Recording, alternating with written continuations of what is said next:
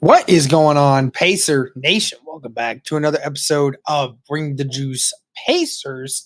Guys, just wanted to talk a little bit more. I know we did a video I think it was our last video talking about the performances of Jarace Walker and Pacers rookie Johnny Furphy in their summer league games.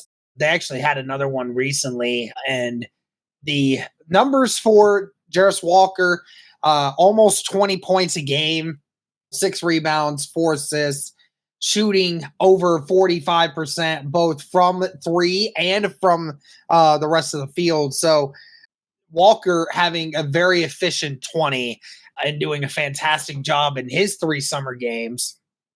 And Pacers rookie Johnny Furphy in his 3 SL games also having 16, 6, and almost 2 steals a game. So Furphy's out there putting together a little bit, shooting 41%, 33% from three. So, field goal percentage less to be desired, but nevertheless, I mean, they'll figure that out at some point. It's his first couple games. You're in a different environment.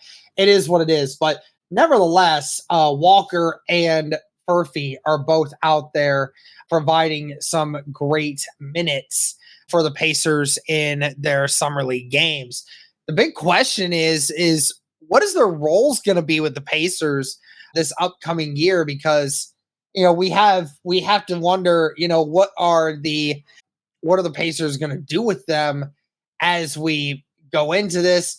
I mean, of course, as we said, there's going to be 15 players, but how many minutes are they actually going to get? What kind of role can they actually provide? Now, obviously, from all intents and purposes, we know that neither Walker nor Furphy will end up starting unless there's massive casualties to the injury report. Knock on wood, that doesn't happen. But, like we said, Tyrese Halliburton, and then you have Andrew Nembhard, you have Aaron Naismith, you have Pascal Siakam, and then you have Miles Turner. And then obviously your 2 main bench guys are TJ McConnell and Obi Toppin. But then, I mean, you have to also think about a couple other guys coming back, Benedict Mathurin. When it comes to overall, like, this roster as a complete unit, I mean, I do wonder, like, how many minutes these guys can actually get. Now, of course, we look at what the Pacers have done here. They've brought in a couple different guys. James Wiseman, who they brought in, that's really not too much of a worry when it comes to most minutes. When it comes to, honestly, I think the only minutes that really bothers anyone is, I think at the end of it, Enrique Freeman might be the only one, but nevertheless, Freeman is a forward because of just his size.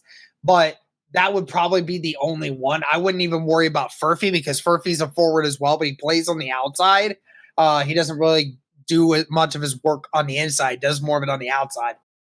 So, it's going to be interesting to see how they approach this company. Jarace Walker, I think very well could be a ninth man of some kind. Maybe even if you had an injury to a forward throughout the time, Jarace Walker's role can increase because, your main forward that's going to come off the bench is going to be Obi Toppin.